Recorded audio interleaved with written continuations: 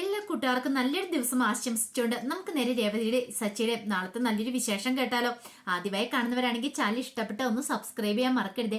Video ഇഷ്ടപ്പെടുവാണെങ്കിൽ like ചെയ്യാനും കൂടെ മറക്കരുത് കേട്ടോ.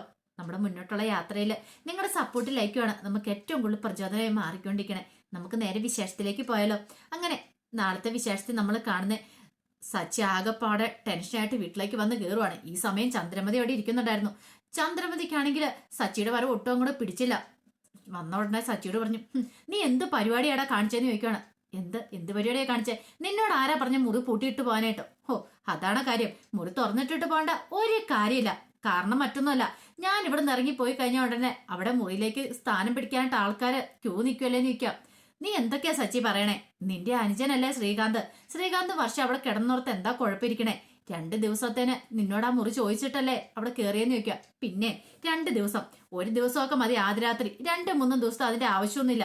ഇനിയിപ്പോ വേണമെങ്കിൽ വേറെ ഏതെങ്കിലും മുറി കൊടുക്ക്.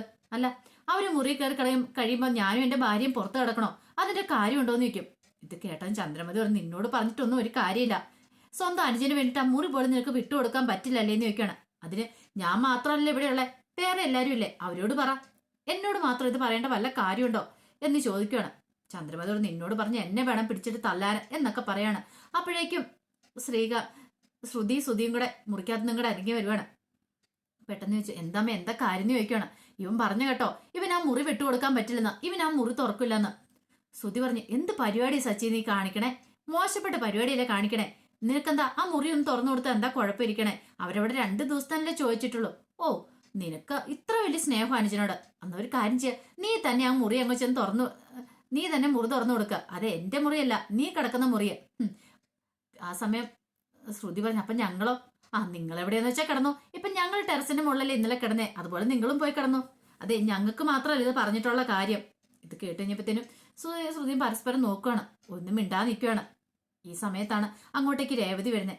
രേവതി വന്നിട്ട് പറഞ്ഞു, അതെ, എനിക്ക് മുറിയും വേണ്ട, ഒന്നും വേണ്ട, ഒരു സമാധാനം മാത്രം മതി. ദൈവത്തെ ഓർത്ത് ആ മുറി ഒന്ന് തുറന്നു കൊടുക്കുമെന്ന് ചോദിക്കാം. ഇത് കേട്ടതും സച്ചി എന്തു പറ്റി? നീ കരയുമായിരുന്നോ? നിന്റെ കണ്ണൊക്കെ എന്നാ കലയും കിടക്കുന്നേ? എന്താ രേവതി കാര്യം എന്താന്ന് ചോദിക്കും. ഇത് കേട്ടപ്പോ രേവതി ഒന്നും മിണ്ടിയില്ല. എന്താ, നിന്നോട് ആരെങ്കിലും എന്തേലും പറഞ്ഞോ? എന്തെങ്കിലും പറഞ്ഞെങ്കിൽ പറ, തുറന്നു പറ, എങ്കിലല്ലേ അറിയാൻ പറ്റുള്ളൂ. നീ കരയുമായിരുന്നെന്ന് ചോദിക്കും. ഈ സമയം രേവതി ഒന്നും മിണ്ടാതെ ഇങ്ങനെ നിൽക്കുകയാണ്. അപ്പൊ തന്നെ മനസ്സിലായി എന്തോ ഒരു വലിയ പ്രശ്നമുണ്ട്. അല്ലെങ്കിൽ ഒരു കാരണവശാലും രേവതി ഇങ്ങനെയൊന്നും പെരുമാറുന്ന ആളല്ല. രേവതി ഇന്ന് വരെ അങ്ങനെ കരഞ്ഞും കണ്ടിട്ടില്ല. അങ്ങനെയാണെങ്കിൽ ആരൊക്കെയോ എന്തൊക്കെയോ പറഞ്ഞിട്ടുണ്ട്. പിന്നീട് നേരെ സുധീയുടെ അടുത്തേക്കില്ലാണ്. സത്യം പറയടാ, നീ എന്തെങ്കിലും പറഞ്ഞെന്ന് ചോദിക്കാം. ദേ, ഞാൻ ചോറുണ്ണാൻ വേണ്ടി ഇങ്ങോട്ട് വന്നാ ഞാനൊന്നും ആരെയൊന്നും പറഞ്ഞിട്ടൊന്നുമില്ല എന്ന് പറയണേ. ശ്രുതിയുടെ അടുത്തേക്കൊന്നു. ശ്രുതി പറഞ്ഞു, ഞാനൊന്നും പറഞ്ഞില്ല എന്ന് പറയണേ. അപ്പൊ ചന്ദ്രമതി ഇങ്ങനെ നിൽക്കുകയാണ്. ചന്ദ്രമതിയുടെ അടുത്തിട്ട് ചെന്നിട്ട് ചോദിച്ചു, സത്യം പറ, നിങ്ങൾ എന്തെങ്കിലും പറഞ്ഞെന്ന് ചോദിക്കണം. ചന്ദ്രമതി ഒന്നും മിണ്ടുന്നില്ല. ഓഹോ, അപ്പൊ നിങ്ങൾ അതിന്റെ കാരണക്കാരില്ലേ? രേവതി കരഞ്ഞിട്ടുണ്ടെങ്കിൽ അതിന്റെ പിന്നെ നിങ്ങളായിരിക്കും, എനിക്ക് ഉറപ്പായിട്ടുള്ള കാര്യം എന്ന് പറയണം. ഇത് കേട്ട് കഴിഞ്ഞപ്പോ ചന്ദ്രമതി ഒന്നും മിണ്ടാ തലകുനിച്ചിരിക്കുകയാണ്. പിന്നീട് രേവതിയുടെ അടുത്ത് ചെന്ന് സച്ചി പറഞ്ഞു, പറ, എന്താ അമ്മ പറഞ്ഞെന്ന് ചോദിക്കണം. അത് പിന്നെ കാര്യം പറ രേവതി എന്ന് കരയാതെന്ന് പറയണം. അത് പറയാൻ പാടില്ലാത്ത കാര്യങ്ങളൊക്കെ സച്ചിയേട്ടാ പറഞ്ഞെന്ന് പറയണം. എന്ത് കാര്യങ്ങള്? അത് അമ്മ അതുപോലെ വൃത്തിയായിട്ട കാര്യങ്ങളൊക്കെയാ പറഞ്ഞേ. നീ കാര്യം എന്താന്ന് പറഞ്ഞേ, എന്നാലല്ലേ എനിക്ക് അറിയാൻ പറ്റുള്ളൂ എന്ന് പറയാം. അമ്മ പറഞ്ഞെന്താ അറിയോ, നിനക്ക് സച്ചി ഇല്ലാതെ ഒരു ദിവസം പോലും തനിച്ച് കിടന്ന് ഉറങ്ങാൻ പറ്റില്ല എന്ന്. അത്രമാത്രം അവനും നീയും തമ്മിൽ എന്താ അടുപ്പമുള്ളതെന്ന് എന്നൊക്കെ പറഞ്ഞുകൊണ്ട് അങ്ങനെയൊക്കെ പറഞ്ഞു. ഞാൻ സച്ചിയേട്ടനെ വശീകരിച്ച് വെച്ചേക്കുവന്ന്. ഞാനങ്ങനെ ആരെയും വശീകരിച്ചിട്ടില്ല. എനിക്ക് തന്നെ കിടക്കുന്നതിന് ഒരു കുഴപ്പമില്ല.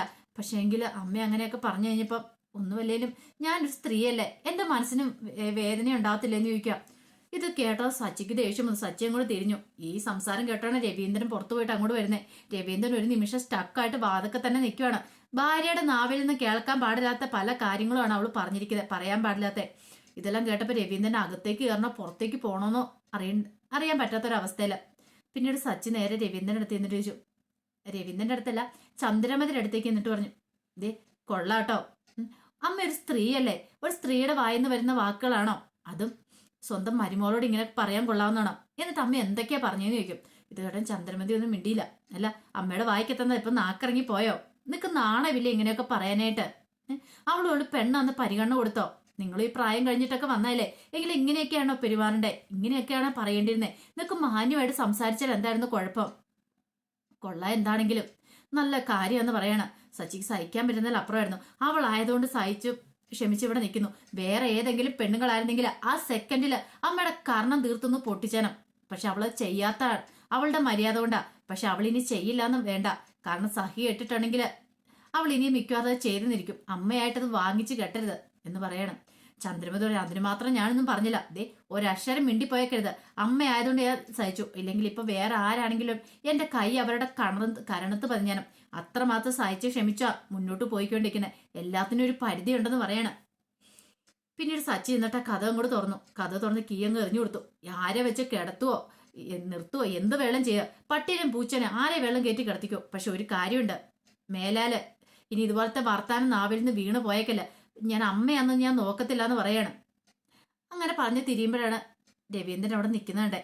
പെട്ടെന്ന് രവീന്ദ്രൻ്റെ അടുത്ത് എന്നിട്ട് പറഞ്ഞു, കേട്ടില്ല അച്ഛാ അമ്മ പറഞ്ഞ കാര്യങ്ങളൊക്കെ? അമ്മയ്ക്ക് ഇങ്ങനെ പറയാൻ കൊള്ളാവെന്ന് ചോദിക്കുകയാണ്. ഒന്നുമല്ലേലും അമ്മയ്ക്ക് ഇത്ര പ്രായമുള്ളതല്ലേ, മക്കൾക്ക് അതിൻ്റെതായ ബഹുമാനം കാര്യങ്ങളും കൊടുക്കണ്ടേ? ഇന്ന് വരെ രേവതി ആരോടും ഒരു പരാതിയോ പരിഭവം പറയാൻ വന്നിട്ടില്ല. അവളായതുകൊണ്ട് സഹിച്ചു ക്ഷമിച്ചു മുന്നോട്ട് പോന്നു. പക്ഷേങ്കിൽ അമ്മ മാക്സിമം അത് വിനിയോഗിക്കുകയാണ്. അമ്മയ്ക്ക് ഇതിന്റെ വല്ല കാര്യം ഉണ്ടായിരുന്നു വെച്ചാ. എന്നാലും ഇത്രയ്ക്ക് വലിയൊരു നാണക്കേട് അമ്മമാർക്ക് തന്നെ നാണക്കേടാണല്ലോ എന്ന് പറയണം. ഇത് കേട്ടുകഴിഞ്ഞപ്പോൾ രവീന്ദ്രൻ പറഞ്ഞു, പോട്ടെ സച്ചി പോട്ടെ എന്ന് പറഞ്ഞിട്ട് രേവതിനെ നോക്കി. സാരമില്ല മോളെ എന്ന് പറഞ്ഞ് രേവതിനെ ആശ്വസിപ്പിക്കുകയാണ്. പിന്നീട് ചന്ദ്രമതി പറഞ്ഞു, ഇങ്ങോട്ട് വരാൻ പറയാണ്. മുറിയിലേക്ക് കയറി വരാനാ പറഞ്ഞേ. രവീന്ദ്രൻ നല്ല കട്ട കലിപ്പിലായിരുന്നു. പിന്നീട് ചന്ദ്രമതിവിനെ കൊണ്ട് മുറിയിലേക്ക് അങ്ങോട്ട് ചെല്ലുവാണ്. നീ എന്താ വിചാരിച്ചോണ്ടിരിക്കുന്നത്? നീ ആരാന്നാ നിന്റെ വിചാരം എന്ന് ചോദിക്കുക. അല്ല അത് പിന്നെ രവിയേട്ടാ അതെ നീ ഒരു അമ്മയാന്നറിയാവോ? നീ ഇപ്പൊ ഒരു അമ്മായിമ്മയും കൂടെയാണ്. വീട്ടിൽ വന്ന് കയറുന്ന മക്കളോടെല്ലാം ഒരേപോലെ പെരുമാറുക ചെയ്യണ്ടേ. പണമില്ലാത്തവരോ ഉള്ളവരൊന്നും കാണരുത്. അറിയാലോ രേവതി നല്ല മനസ്സിന് ഉടമയാണ്. അതുകൊണ്ട് മാത്രം നിന്നോട് ആ അക്ഷരം പോലും തിരിച്ചു പറഞ്ഞില്ല. അവളുടെ സ്ഥാനത്ത് ഈ പറയുന്ന ശ്രുതിയോ വർഷയായിരുന്നെങ്കിൽ നിനക്ക് ഇങ്ങനെ ആയിരിക്കുമോ? നീ അവരോട് ഇത് പറയുമായിരുന്നോ? ഇല്ല. കാരണം എന്താ? അവരുടെ ഈ പണമുണ്ട്. ഈ പറയുന്ന രേവതി പണമില്ല. അതുകൊണ്ടല്ലേ നീ ഇങ്ങനെയൊക്കെ ചെയ്തേ. ഇതിന്റെ വല്ല കാര്യം ഉണ്ടായിരുന്ന ചന്ദ്രേ, സഹിക്കുന്നതിന് ക്ഷമിക്കുന്നതിന് ഒരു പരിധിയുണ്ട്. നിന്റെ കർണം പൊട്ടിച്ചാൻ പോയിക്ക് ഞാൻ നിന്റെ വീട്ടിൽ നിന്ന് വെളിയിലേക്ക് അടിച്ചിറക്കുള്ളൂ. പറഞ്ഞ കേട്ടല്ലോ, ഇതുപോലത്തെ വൃത്തികെട്ട ഭാഷയായിട്ട് നീ മേലാൽ ഇറങ്ങി തിരിച്ചിട്ടുണ്ടെങ്കിൽ. ഇത് കേട്ട് കഴിഞ്ഞപ്പോഴത്തേനും ചന്ദ്രമതി പറഞ്ഞു, അല്ല അത് പിന്നെ രവിയേട്ടാ ഞാൻ കൂടുതൽ നീ പറയണ്ട. നീ പറഞ്ഞ കാര്യം നീ പറഞ്ഞില്ലെന്ന് നിനക്ക് പറയാനായിട്ട് പറ്റുമോ? ഒരിക്കലും ഇല്ലല്ലോ. നീ ചെയ്ത കാര്യങ്ങളൊക്കെ അല്ലേ ഇത്. അത് പിന്നെ അവന് മുറി പൂട്ടിയിട്ട് പോയതുകൊണ്ടാ ശ്രീകാന്തിന് ഭയങ്കര വിഷമായി. ശ്രീകാന്തും വർഷം വന്നുകഴിയുമ്പോ എവിടെ കിടക്കും? ഹോ അപ്പൊ അതുകൊണ്ടല്ലേ. അപ്പൊ നീ അവരെ കുറിച്ച് ചിന്തിച്ചിട്ടുണ്ടോ? രേവതി സച്ചി എവിടെ കിടക്കുമെന്ന് അന്നാ നീ ചിന്തിക്കാത്തെ? നീ എന്താ ശ്രീകാന്തിനെ വർഷനെ കുറിച്ച് മാത്രം ചിന്തിക്കുന്നേ? ശ്രീകാന്ത് ചെയ്ത കാര്യം നിനക്കറിയാലോ. നല്ല കാര്യമൊന്നും നീ പറയുന്നുണ്ടോ? ഇല്ലല്ലോ. അവൻ ഒളിച്ചോടിപ്പോയി ഒരു പെണ്ണിനെ വിവാഹം കഴിച്ചോണ്ട് വന്നു. അതും പോരാഞ്ഞിട്ട് ഇപ്പൊ നീ സച്ചിയുടെ രേവതിയുടെ മുറി എന്തിനാ കൊടുത്തേ? നിനക്ക് അതിന്റെ വല്ല കാര്യം ഉണ്ടായിരുന്നോ? ഇത് കേട്ടതും ചന്ദ്രമതി പറഞ്ഞു, അത് പിന്നെ അവള് വലിയ വീട്ടിൽ നിന്ന് വന്ന പെണ്ണല്ലേ. അതാണ് പറയണേ, വലിയ വീട്ടിൽ നിന്ന് വന്ന പെണ്ണ്. ഈ വലിപ്പ ചെറുപ്പത്തിലൊന്നും കാര്യമില്ല. നിനക്കറിയാലോ അവൾക്ക് കുറെ പണം ഉണ്ടെന്നും പറഞ്ഞോണ്ട് നീ അത് രേവതിയുടെ നിരക്ക് തീർക്കേണ്ട കാര്യമില്ല. രേവതി ഇച്ചിരി പണം കുറഞ്ഞ വീട്ടിലെ പെൺകുട്ടിയാ. പക്ഷെ അവൾക്ക് അഭിമാനം എന്നുണ്ട്.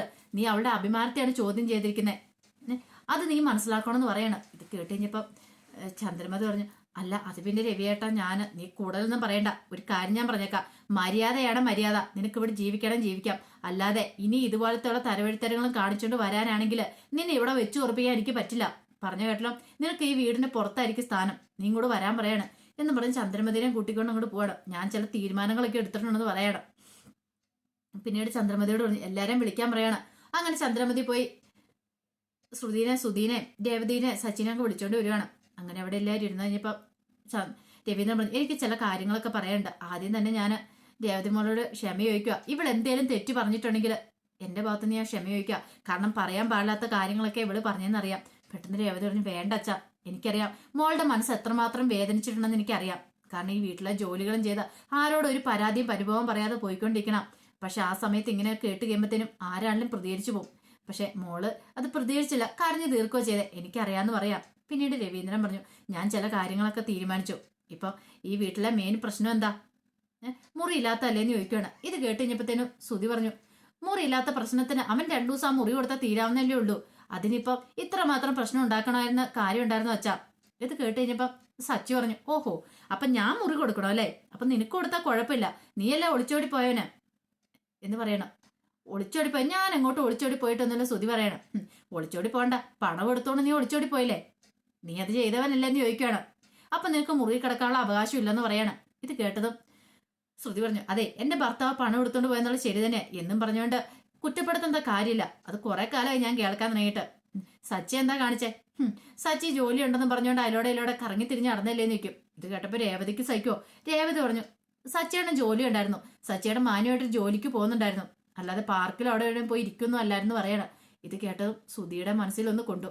സുധി പാർക്കിൽ പോയി ഇരിക്കുവാണല്ലോ, താൻ പാർക്കിൽ പോയിക്കുന്ന കാര്യം ഇവിടെങ്ങാനും അറിഞ്ഞോ എന്നൊരു ചിന്തയായിരുന്നു ആ സമയം സുധിയുടെ മനസ്സിലുണ്ടായിരുന്നേ. പിന്നീട് രേവതി സച്ചിയാണ് ആരും കുറ്റപ്പെടുത്തേണ്ട കാര്യമൊന്നും ഇല്ലെന്ന് പറയണം. ഇത് കേട്ടതും ശ്രുതി പറഞ്ഞു, പിന്നെ കുറ്റപ്പെടുത്താതെ. അതെ, ഇങ്ങനെ ഇയാൾ കാരണമാണ് ഈ കുടുംബത്തിൽ ഈ പ്രശ്നങ്ങളെല്ലാം ഉണ്ടായിക്കൊണ്ടിരിക്കുന്നത്. ഓരോ ദിവസം ഓരോ പ്രശ്നങ്ങളായിരിക്കും.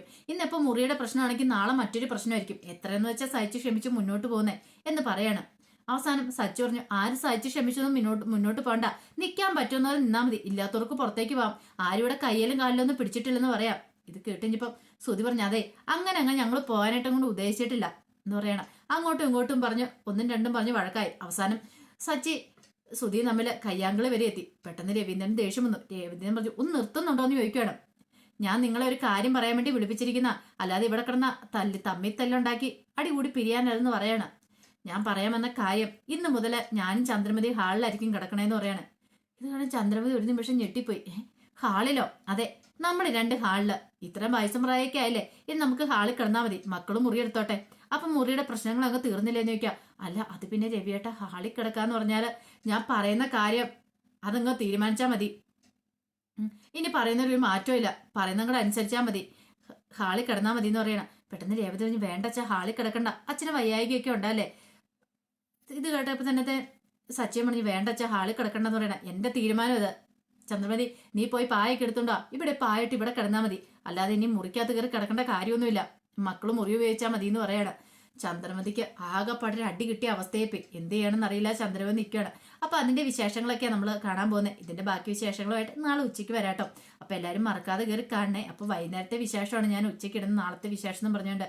അപ്പൊ എല്ലാവരും ഇഷ്ടപ്പെടുവാണെങ്കിൽ ലൈക്ക് ചെയ്യാനും കൂടെ മറക്കരുത് കേട്ടോ. ഒരിക്കൽ കൂടി എല്ലാവർക്കും നല്ലൊരു ദിവസം ആശംസിച്ചു നിർത്തുന്നു.